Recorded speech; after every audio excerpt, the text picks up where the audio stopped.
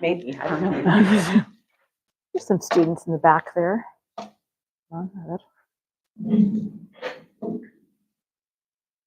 Hi, my name is Katie Ross, and I am the faculty member in charge of voting initiatives here on Southwestern's campus. And we are so lucky to have the League of Women Voters of Williamson County here to talk to us about the ballot coming up, our election in November. We will have a polling place here on campus on election day, so please feel free, Williamson County residents, to come vote here at Southwestern's campus. And I will now pass it off. Thank you again for being here today.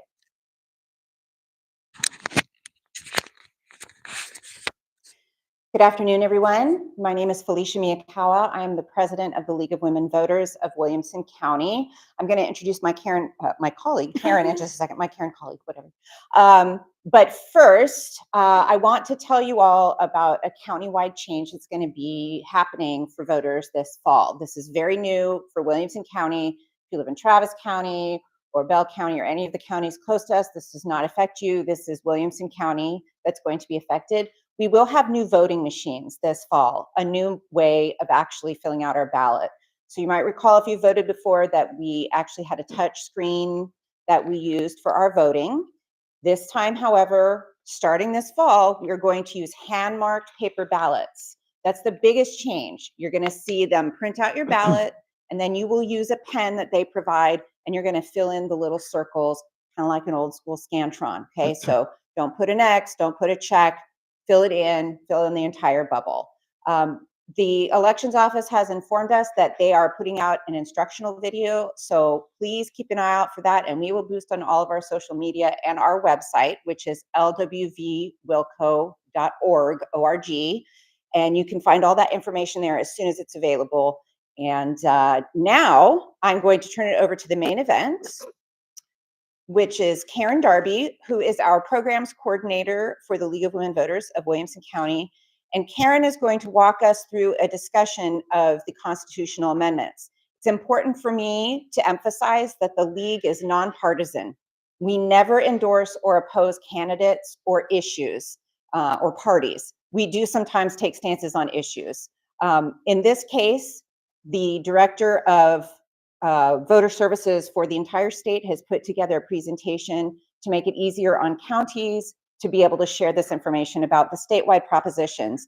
And Karen has done a whole bunch of research and is going to walk us through these. Karen. All right. Thank you very much. Thanks to you for taking time out of your busy schedule to come and listen and to learn about how you might want to think about voting in a few weeks. The first thing we're going to talk about is how this guide came together, just so you can be assured that research was done and it was based on accessing factual material. And they use a variety of resources, but I think by far and away the most important resource is Texas Legislature Online. And I would urge you to think about looking that up, because it's an amazing resource, especially when the legislature is in session, because you can watch committee hearings, you can learn, you can get the text of bills as they're being developed, you can get the history of a bill. It's really good. Anyway, so the people that did the research to put this guide together did their write-ups based on that. But the URL for Texas Legislature Online is capital, spelled with an O, capitol.texas.gov. So, and I use that URL instead of typing in Texas Legislature Online, because the URL goes straight to the document instead of trying to advertise something else on Google. Okay. Well, the next thing is, why do we have to vote on constitutional amendments? So, interestingly enough, I am not from here. So I've lived in 4 states, and I've never been in a state where they've amended the Constitution as many times as Texas has, but it's over 500. So in order to do this, they have to adopt these constitutional amendments, and to get on the ballot, the legislation, whatever the proposition is, has to be approved by 2/3 of the Senate, the state Senate, and 2/3 of the House. And then, that's not all. Then they have to send it out for the public to ratify.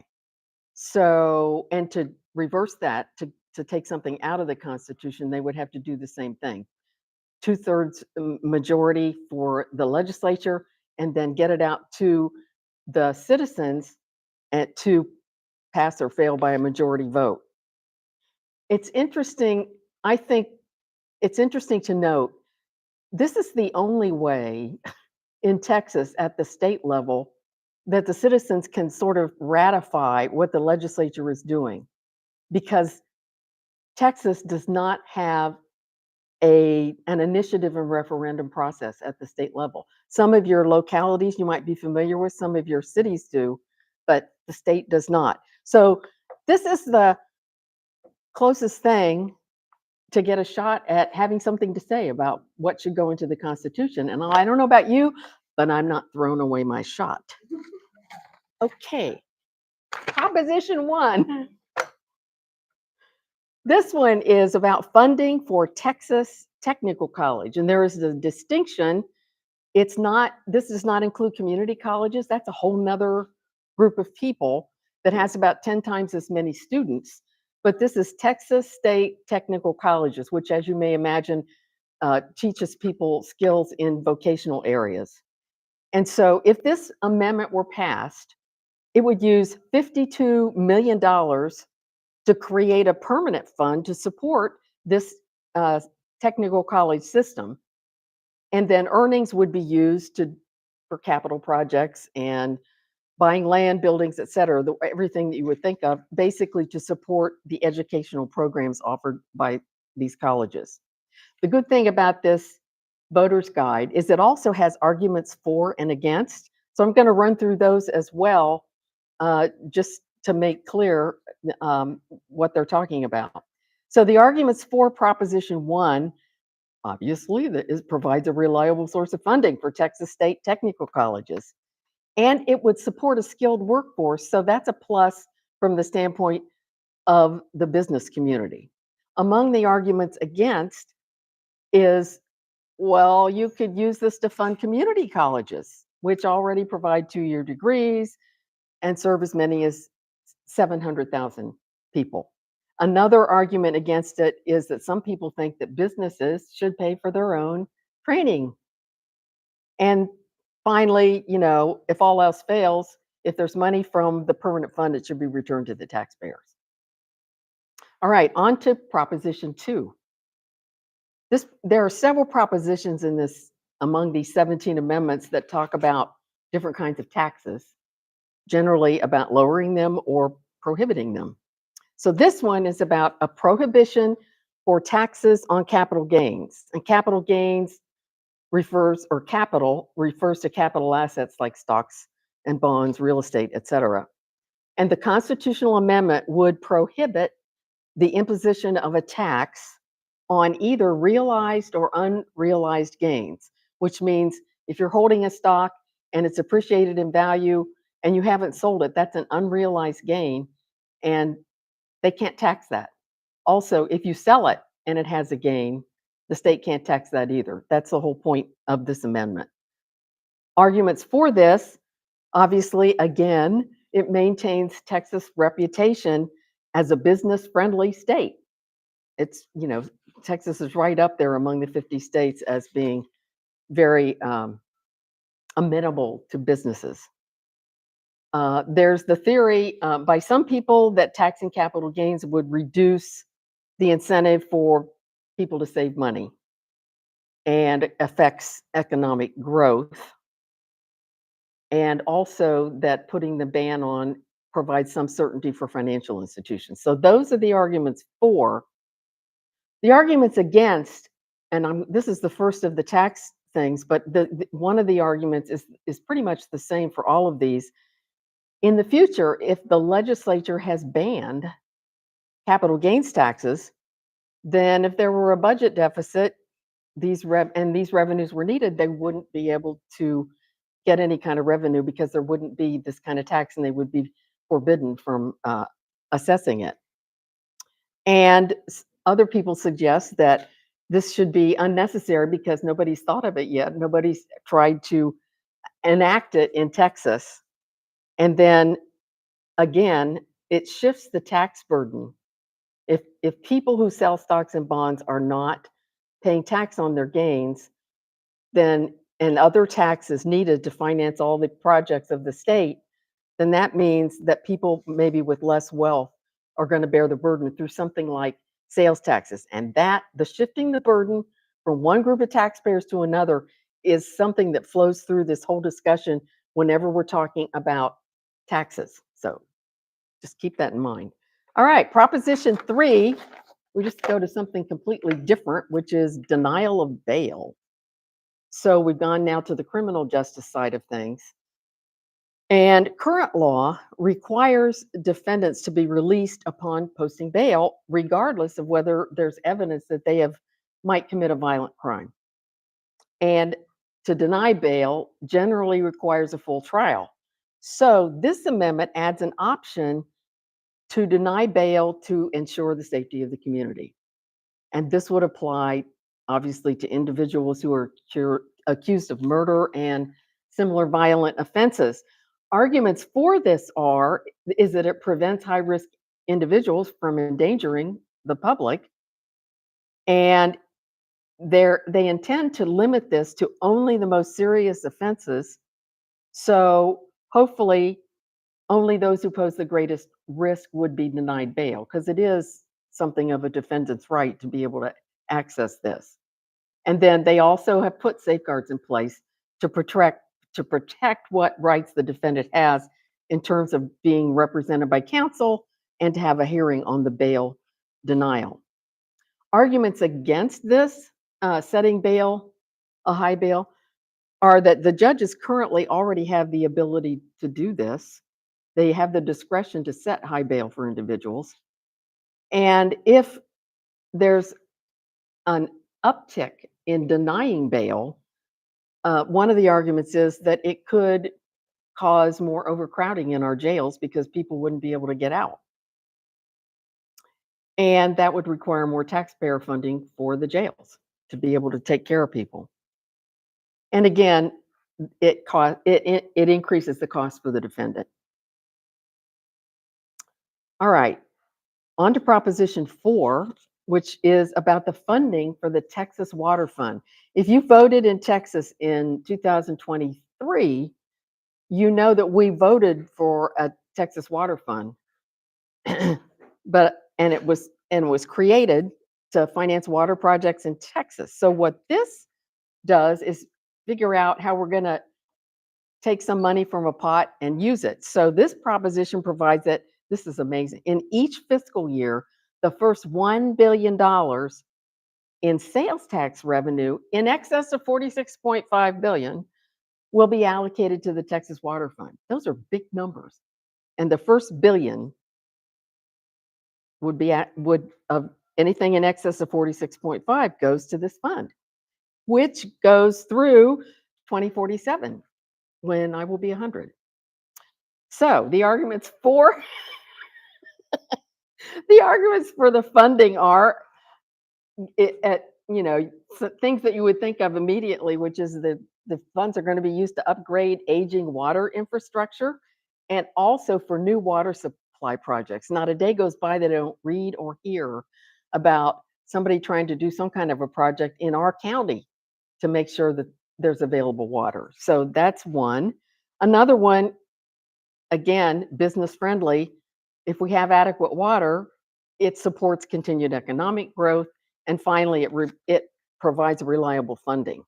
Arguments against this are that new water supply projects may pose environmental risks, or that and another one is that water conservation is a critical component of anything involved with water projects. And apparently, water conservation is not addressed in this plan. I did not know that. That's something new. And then another interesting fact is that this proposed amendment transfers oversight from the legislature to a governor-appointed Texas Water Development Board. And this is seen as an egg by some people because the governor is in one party and the legislature is composed of people from both parties. And I suppose there's some concern that favoritism would be shown, um, even though I'm sure he would swear he's not going to do that. So anyway, that's Proposition 4. So you can think about those pluses and minuses. Proposition 5. This is the beginning of a whole slew of propositions that, again, involve taxation, 5 through 11. And Proposition 5 is to exempt taxes for retail animal feed inventory. I didn't even know they were thinking about that. But apparently, under current law, animal feed is taxed at several stages in its process of being created, I guess. And it's exempt from taxation at each location during its life cycle, from the field where it's harvested to the purchase by a farmer, but except for, it's not exempt from taxation when the feed is sitting in a store as inventory. And that'll become clear a little later on in this discussion, because there's such a thing as these business property taxes that taxes property used in the production of income. And obviously, some guy is selling animal feed, that's property he's using in the production of income. But anyway, the point is, they want to exempt taxation not only for the harvesting and the purchase of the feed by a farmer, but also they want to exempt the taxation for when it's sitting in the store as inventory. So the arguments for are that the tax on transactions reduces profits. That's pretty obvious. Another argument for is that adding a tax on buying and selling, oh, excuse me, I'm on the wrong thing. Excuse me. I was giving you arguments for the wrong proposition. Let me go back up. Removing this tax would help lower the cost for farmers and ranchers who already have rising costs. And animal feed is part of our food chain. Of course, I hadn't thought about that, but the food part is important because other parts of the food chain are exempt from taxes, from property taxes, excuse me. And then apparently, due to the seasonal needs of the agricultural business, warehouses tend to be fully stocked when property taxes are being calculated, so that would result in the highest amount of tax. So those are the arguments for Proposition 5. The arguments against are, as I kind of alluded to, the inventory of other businesses is taxed as personal property because they're used to produce income, so they should tax this. And again, we're talking about shifting a tax burden. Exemptions for this group of taxpayers then could shift the burden of having to pay tax on another group of taxpayers. And again, its inventory constantly changes, so it's not easy even to measure this to be able to assess the tax. So that's the for and against for retail animal feed inventory. Now, I will talk about the next proposition, which is prohibits future laws, like we're going to just never again, that impose taxes on securities. So it would amend the Constitution by not allowing the state to tax securities transactions, and that's generally when people buy and sell financial assets, such as stocks and bonds. It is important to know that no state in the union currently levels taxes on security transactions. So there's that. The arguments for this proposition, which I started to say, these are the real ones for Proposition 6. For those with securities, obviously a tax on transactions reduces their profits. And adding a tax, increased costs, may discourage trading. And then making this ban part of the Constitution gives financial institutions more certainty in order that Texas can continue to attract more businesses and create jobs. Those are the arguments for. The arguments against are, again, if this ban is added to the Constitution, the state loses a tool to be able to assess a tax if there's a budget deficit in the future. And not being able to tax securities transactions means the state may have to rely more on sales taxes. Remember, we're taking $1 billion out for the water fund. Okay. And so that again, everybody pays sales taxes. And that again shifts the burden to lower income people to pay the bulk of a tax. And then finally, people argue, well, don't worry about it because no one taxes this now anyway. So I'm not sure how good of an argument that is, but that's the fact. No one taxes security transactions right now in the United States. Okay, Proposition 7. Tax exemption on veterans, spouses, homesteads. This proposition allows the legislature to provide a property tax exemption for spouses of veterans who died from a condition or disease related to their service. Apparently, this fixes a gap for veterans who died due to a condition or disease related to their service, but they did not qualify as being fully disabled. And further, these exemptions could be transferred to a subsequent property for an equal amount, but would apply only to the surviving spouse if that person had not remarried since the death of the veteran. So that's how it works. It's trying to give a break to the spouses of veterans. The arguments for this are, expanding the exemption for this group. It ensures fair treatment for the veterans. And it would apply to a small population of qualifying surviving spouses. And so it wouldn't have a huge financial impact on the state. Those are the arguments for. Arguments against bring up the fact that the more you exempt property taxes, the more you reduce tax revenues for things like school districts and local taxing authorities. And so again, and then the second one is the burden shifts from people who are more able to pay to people who are less able to pay, and it might even make new buyers unable to afford new homes. So these are the arguments against. On to Proposition 8, we're going to talk about death taxes. So if passed, this amendment prohibits the state of Texas from imposing a tax on the estate of a deceased person, commonly referred to as a death tax. So the state would still be able to impose transfer taxes, like to change real estate title or a car, and normal property taxes, but they would not be able to apply some kind of a tax on just the fact of the amount of the estate for the person who has died. The arguments for this is it avoids double taxation because, generally speaking, these kinds of assets have probably been taxed at one point or another during the deceased person's lifetime.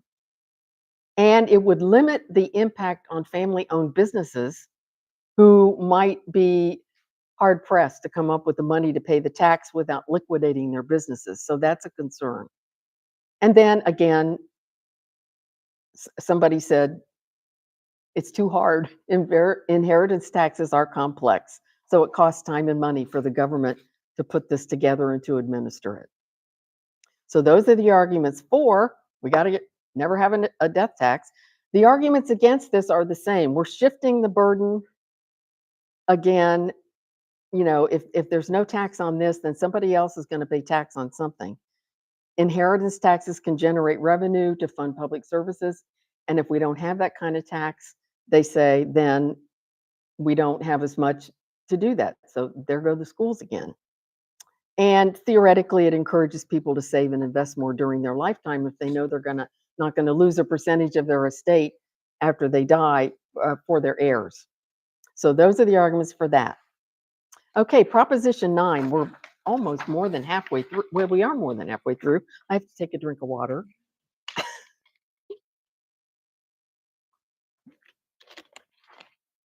This is what I alluded to earlier, a tax exemption for personal property used for income. Remember I talked about the animal feed inventory? So business personal property is that is held or used for the production of income includes things like inventory, computers, office furniture, manufacturing equipment, vehicles, machinery, and supplies, whether that property is owned or leased. So at the moment, there is a tax exemption for business personal property, and it's in the amount of $2,500. The proposed amendment would increase this exemption to $125,000 and would simplify the reporting requirements. The arguments for this proposition are that raising the exemption eases the tax burden on small businesses. And everybody likes to have tax reporting simplified, so that's another argument that tax reporting for small businesses would be simplified. And the legislature could use, apparently this is in the proposition or the legislation that was passed, the legislature could use part of this general revenue to make up for any funding loss to school districts. I'm not sure what that means in terms of, like, is it optional? Because, they could also not, but at least it's possible. The arguments against are that the legislature didn't provide additional money to cities, counties, hospital districts, colleges, et cetera, to make up for the loss of revenue if they raise this exemption. And it may not, that was just what I was referring to, the legislature may not be able to make up for the loss of funds if the economy slows down and we have a budget deficit. And again, talking shifting tax burdens, this amendment does favor businesses at the expense of local residential taxpayers. Proposition 10, this is a temporary exemption, and you'll understand why when we talk about it. It's a temporary exemption for taxes, of taxes for homes destroyed by fire. So if this is passed, the proposition would allow the legislature to pass a law that would exempt a home that has been destroyed by fire from property taxes for some period of time, again, to be determined by the legislature. So not all of this has been set in stone. They just want to be able to enact this. So the argument for this, having a temporary exemption, is that there's currently no process for tax assessors to recalculate a homeowner's tax bill if the property is destroyed by fire after it's been appraised. So the legislation would allow for that to set up a process so they could take that into account, that, okay, it may be worth $400,000, but it's no longer exists, so we have to revalue this. And it would obviously provide relief to homeowners whose property was appraised before the fire destroyed the substantial value of what they own. The arguments against this are that the property must be completely destroyed. And I don't know if they're defining in the legislation what completely destroyed means, because maybe it could be subject to interpretation. So it does not grant any relief to homeowners whose property was significantly damaged. And even significant damage could cause a lot of hardship, and it doesn't provide that relief. The other argument against this is that the benefits of this tax break is only for that particular situation, a home destroyed by fire. So it doesn't flow to the owners of property destroyed by disasters other than fires, unless it's in a governor-declared disaster area. So if there were no disaster declared and somebody lost, their house went floating down a river in a flood on July 4th, and there was no disaster declaration, they wouldn't be able to take advantage of this tax exemption. So those are the for and against for Proposition 10. We move to Proposition 11. This one's near and dear to my heart, the exemption of taxes for old people and disabled people. This amendment is going to increase the property tax homestead exemption for people who are age 65 or older or who have disabilities. The current exemption is $10,000, and this amendment would propose to raise it to $60,000. Now, the important thing to know is this exemption for old people and disabled people is in addition to the regular homestead exemption. So there's, in this group of taxpayers would get 2 exemptions. Now, in addition, apparently, the legislature plans to appropriate funds to reimburse the impacted school districts, because that would impact the school districts. And they plan for this tax exemption, this increase in the tax exemption, to take effect for the tax year that began January 1st of this year. So it would be important for doing your taxes next year. The arguments for this are, it helps protect individuals who are elderly or disabled, especially if they're on a fixed income, and it lets them continue to stay in their home. And they've done calculations, they expect that this proposition would benefit as many as 2 million homeowners in Texas. And it does allow the legislature to appropriate funds to make up the losses that the school districts would experience by not having the benefit of that extra tax. The arguments against are going to sound familiar. It reduces the money available for public services, schools, healthcare, infrastructure. If we have a downturn, it could significantly change the state's financial position, and it might not be able to count on its current budget to make permanent spending commitments.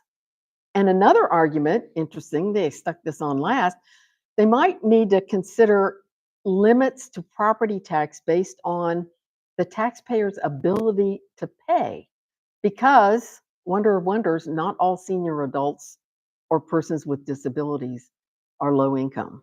So that's an interesting thought.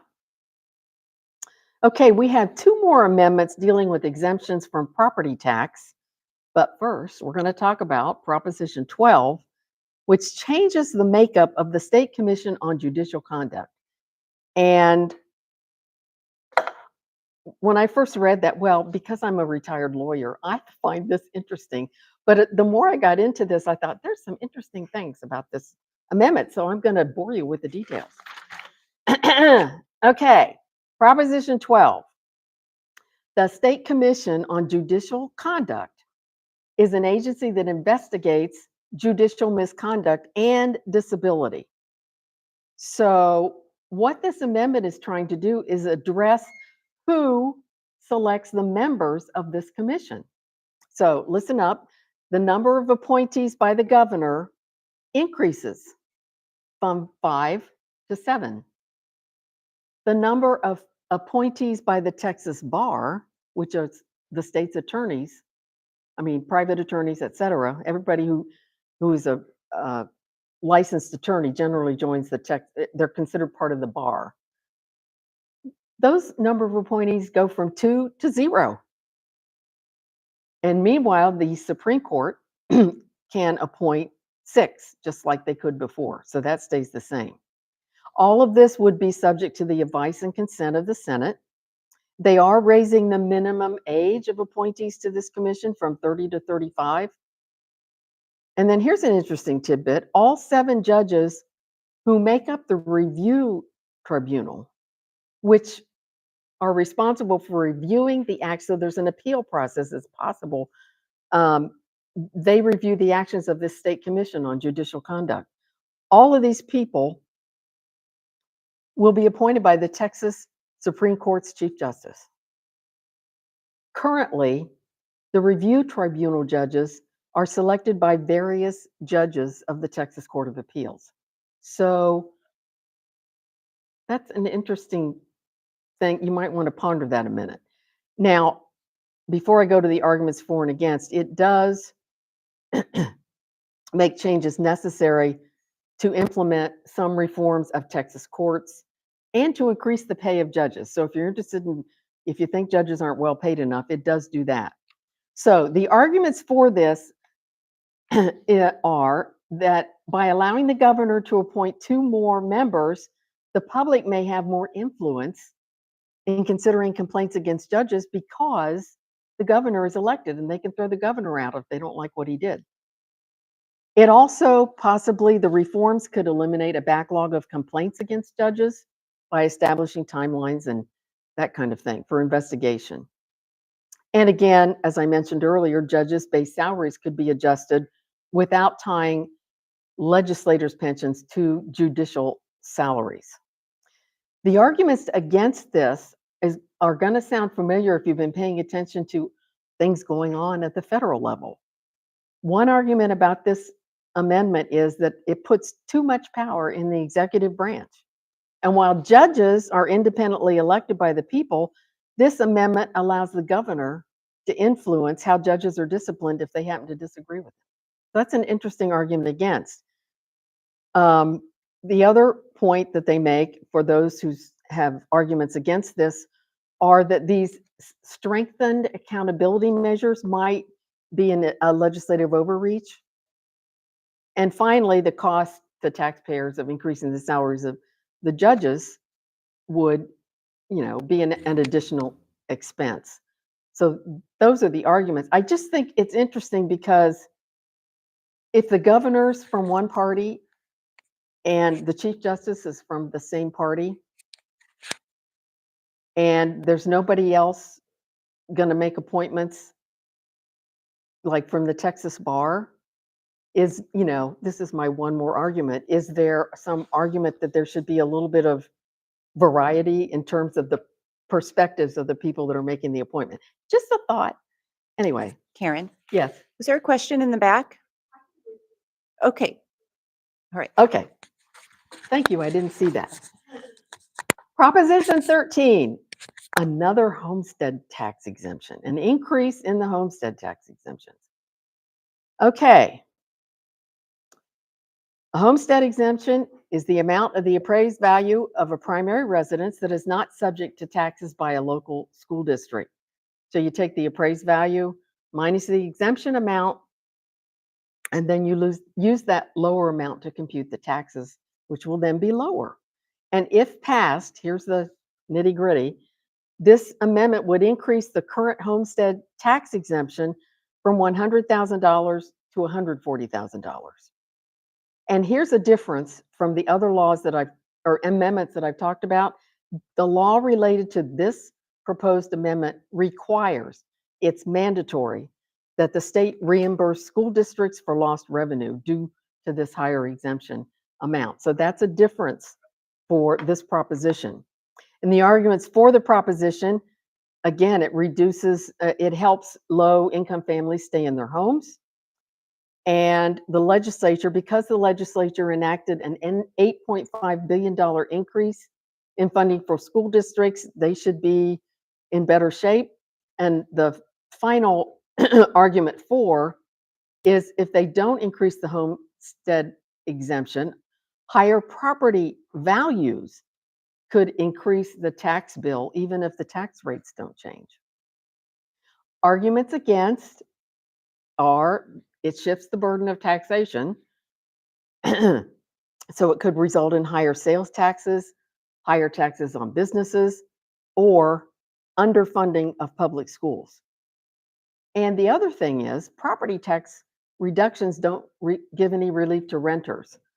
So unless the landlord who owns the property and pays the taxes decides to pass through his break. But it doesn't officially do that. And people also represent that even with the $8.5 billion in funding that was just passed for the school districts, it didn't keep up with inflation, so it wasn't enough anyway. So that's the for and against on that increase in homestead tax exemptions. Okay, Proposition 14, funding for dementia research. This proposes another agency, the Dementia Prevention Research Institute. And the goal, obviously, is to accelerate research on these kinds of diseases like dementia or Parkinson's or Alzheimer's. And this is how it's funded. The Institute would be created with a $3 billion investment that is expected to last 10 years. And up to $300 million could be spent each year on research grants, facilities, and operations. And the fund will consist of money from the legislature plus investment income, grants, and gifts should people decide to make gifts to it. And they would put safeguards in place to make sure that the grant money for research is awarded based on merit and is used properly. So the arguments for this are pretty apparent. It's there's a need for more proven dementia prevention strategies, and it could be urgent because we're not getting any younger here in the state of Texas. And it's thought that this institute will accelerate innovation and attract top talent to the state. And again, little feather in Texas's cap, they could become a national leader in dementia research. The arguments against this are that agency leaders for this new little thing will be appointed by politicians, which could lead to distribution of money based on favoritism and not scientific expertise. We hope that doesn't happen because they're trying to put safeguards in place to make sure the award is granted on merit. But arguments against say it's possible they could do something different. And then this is an argument that, you know, you're creating a new government bureaucracy. You could just return the money to the citizens of Texas and let medical research be handled by the private sector and the free market. So that's the for and against for those. Only 3 more propositions to go. Yep. Okay. Proposition 15 is about parental rights. Parents already have constitutional rights to make decisions for their children based on federal case law. And because those laws can change over time, including the rights of parents, the Texas Constitution the legislature proposes to permanently establish the right of parents to raise and educate their children. It's sort of like an extra fail-safe to make sure that parents always have this right to make decisions for their children. So the arguments for the proposition would clearly affirm the primary authority of parents over their children, and it would limit the power of the government to make decisions for children. And it also could establish that parents have the right to decide what values and ideas are taught. That's a possibility. And of course, another argument for is that the people who are in favor of this think children are best raised by their parents and educated by their parents.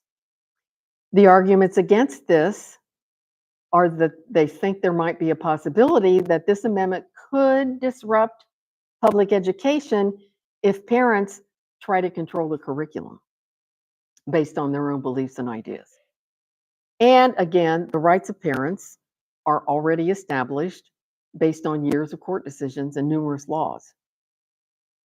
And what I mentioned, that the argument for said it could limit the power of government to make decisions for children. So if we elevate the rights of parents to this constitutional level, it could prevent necessary intervention to prevent children from abuse and neglect. They worry that that is a possibility. Okay, on to Proposition 16, clarification of citizenship voting. This is an area near and dear to the hearts of those of us that are in the league because we regularly go to naturalization ceremonies and happily register new citizens to vote.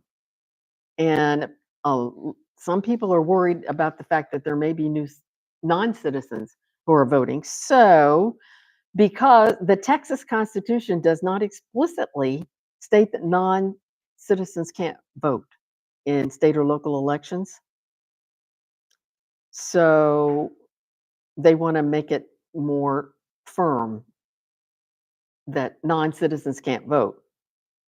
To vote in state and local elections, though, those of us who register voters know the person who's applying for the registration to get to be registered to vote, they have to affirm that they're a citizen under penalty of law.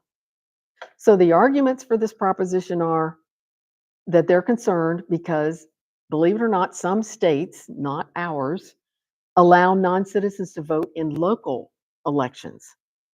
So this amendment would prevent Texas counties and cities from allowing non-citizens to vote in local elections. And you're going, why would you, what's the deal about that? Well, think about a non-citizen could be a permanent resident, but not a citizen. And they may have lived in a locale, they may own a house, have owned it for 20 years. And some people think, well, they ought to be able to vote on things that affect the tax on their house, for instance.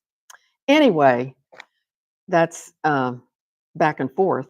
But adding the amendment to the Constitution because of the 2/3 requirement for the legislature to approve it, and because it has to be ratified by the people, would make it difficult to change if anybody ever wanted to change it, since some states already do. The arguments against this, and I've kind of alluded to some, are that the amendment's not necessary because non-citizen voting doesn't really happen very much, and it's already illegal in this state, and citizenship is required for voter registration, and it's verified. It's not just that they affirm this under penalty of law. It goes to the respective elections offices, and those people get into the state and national databases and make sure that these people are citizens. Okay, Proposition 17, the last proposition that's going to be on your ballot this time. This is another tax exemption, and it provides a tax exemption for construction of border security infrastructure. You may have wondered how that works, with border security infrastructure that's already been constructed. So currently, Texas makes a one-time payment to property owners who voluntarily sign an easement contract to host the border wall. There currently is no taxation exemption to these property owners for the assessed value of the property for border security infrastructure. So this resolution is going to authorize the legislature, they haven't done it yet, but they will be able to define border security infrastructure and define additional eligibility requirements for the exemption. And it would only apply to counties along the Texas-Mexico border. So arguments for this exemption are that it would encourage private property owners to support border security efforts because they're going to get a little bit of kind of a refund on their taxes. And the tax exemption would cover any potential increase in property values. And it doesn't reduce the appraised value of the existing property. So those are the arguments for, to encourage people to permit the construction of these border security infrastructure and protecting the value of the property that the person is permitting the government to do this.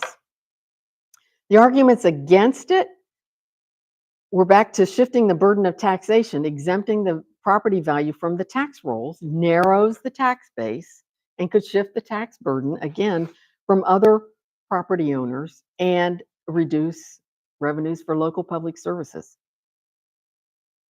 The other concern of people who are against this are that, and you may have noticed when I described, this resolution authorizes the legislature to define border security infrastructure. Right now, nothing is defined, and so it's going to be subject to legislative interpretation.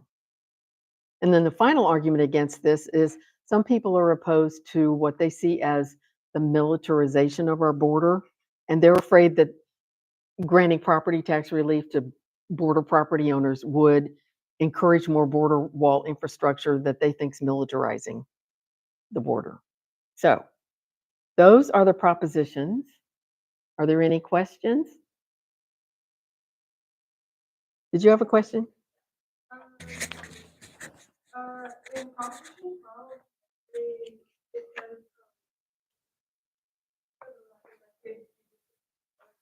Yes. I was just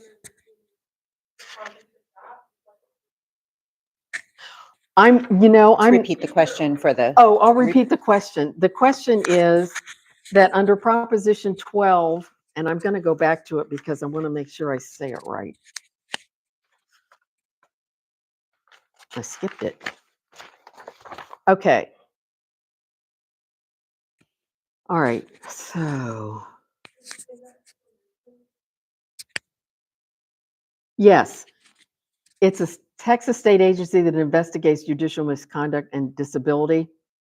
I have not researched the background behind this thing, so I'm not sure, but that's a very good question. One would presume that if someone becomes ill or has a stroke or whatever and is unable to perform their duties, that this commission may be referred to.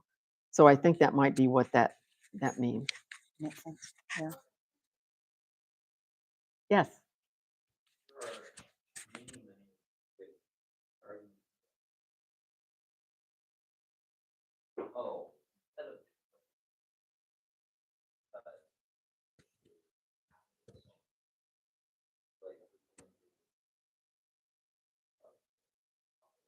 Mhm. The fire? Yeah.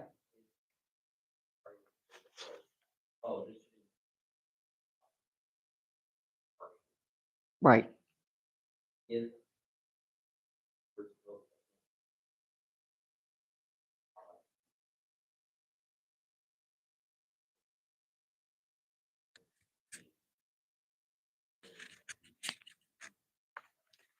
want me to repeat that? Yes. Okay.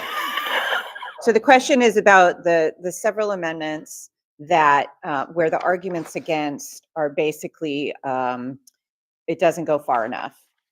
For example, the amendment about property tax relief for people whose houses have been completely destroyed by fire. It doesn't do anything for people whose houses were destroyed by flood or whose houses were only partially destroyed by fire.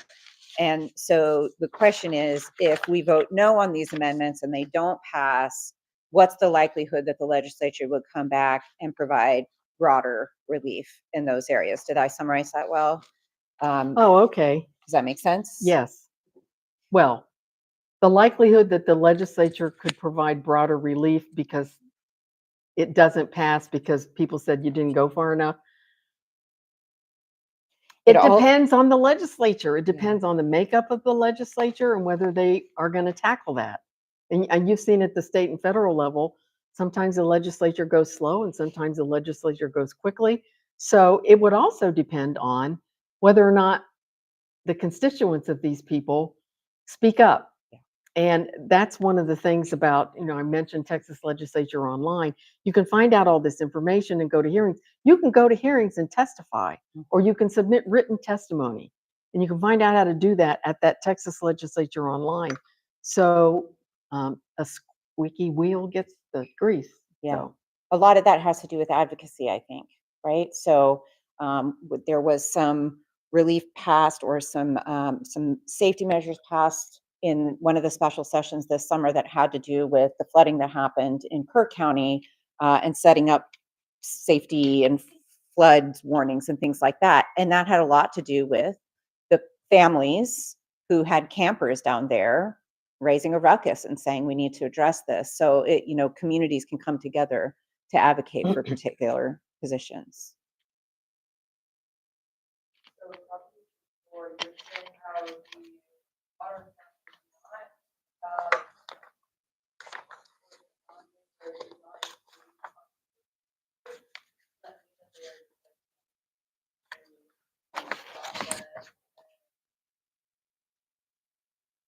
or how is there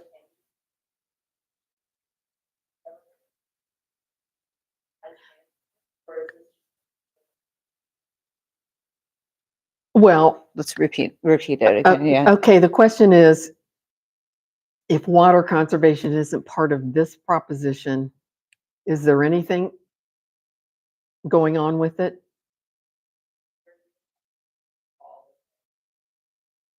Yeah, I'm pretty sure that water conservation efforts are contemplated and being applied now all over the state, not only by governmental entities, but by, property owners, people themselves. You've heard the thing, don't let the water run, don't use too much water for this, that, or the other thing. I mean, even on Mondays, we can't water because they have to recharge the system. We've got a big problem. We really don't have enough water for all the people that live here. But all of this is saying is that we're going to fund this fund but they didn't bring up particular ideas about water conservation. So I suppose they think that maybe somebody would design a project that would not take into account water conservation, so they're concerned about that.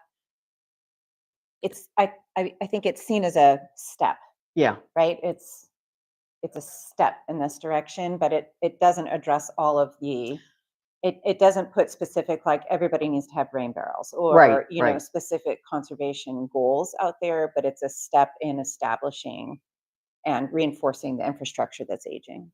That's really what happens a lot with legislation is one thing gets done and then they realize they need to do another thing, and then the next session they add it on. That's why these homestead exemptions keep getting changed. Which,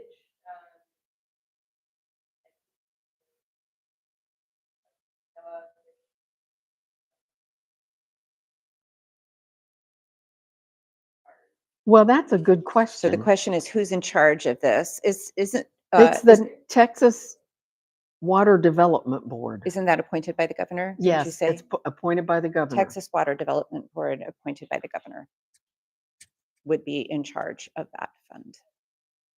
Yes. Yes. Another question? Yes.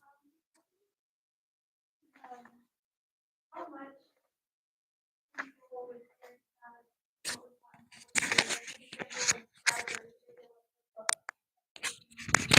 Well, I think that's the concern, that if they codify this into the Constitution and make it harder to change and make it seem a stronger right. I mean, parents already have a right to control and take care of their children. They have a duty to care for their children. But I think they're worried that some parents would feel that this gives them license to come in and interfere with curriculum and say, no, you can't teach my child that. So again, Unclear. yeah, that's a fairly good thing to think about. If things are unclear, do you really want to?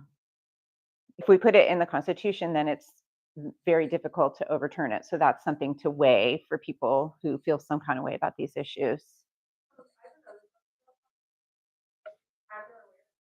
what are the current, I don't know how to word this. What are the current, the school system, sorry, the last argument again, living righteousness level, that what is, Well, I think what they're referring to is, we have an agency, what is it, Child Protective Services? Thank you. Department of Family. Yeah. For someone who worked, how would which? So the question is, if this amendment passes, how would it limit the rights of, say, Department of Family and Protective Services to come in and take Yeah. a child out of a situation? Because this says that parents have the right to make decisions for their children. And like all of them, is there some way to intervene? We all know that there are for those of us that have worked with children's services in various places, we know that some parents fail to take care of their children. And there has to be a way for the government to intervene to protect the children. So that's what they're worried about.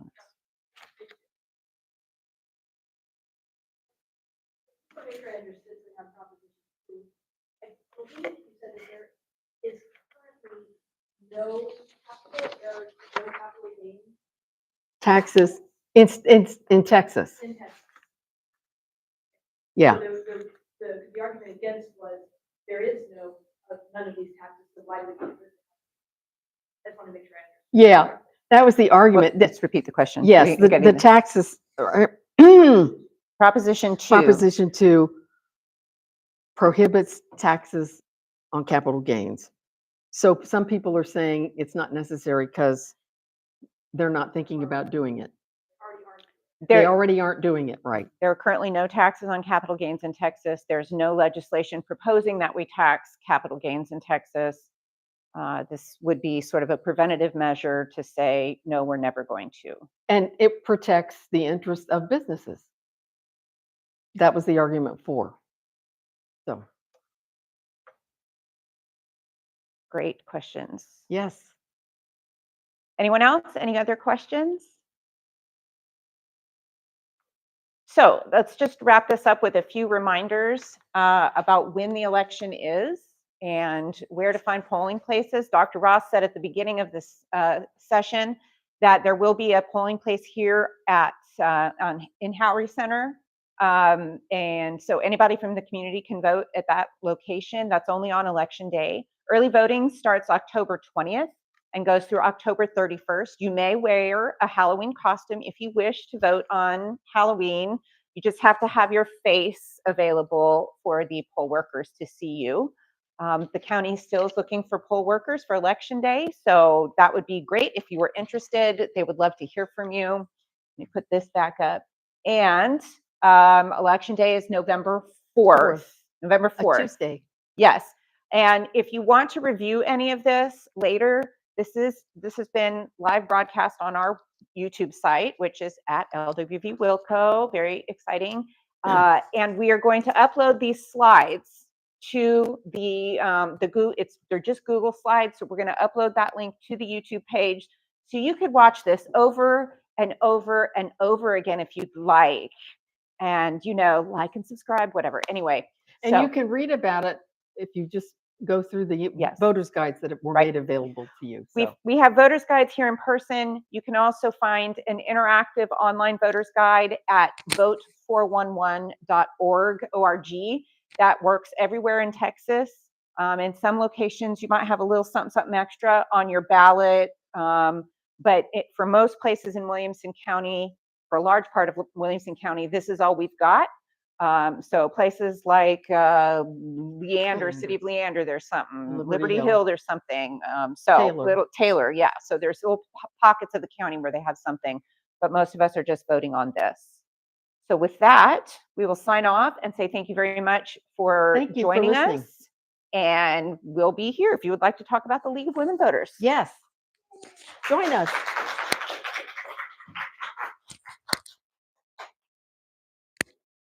Until it does red.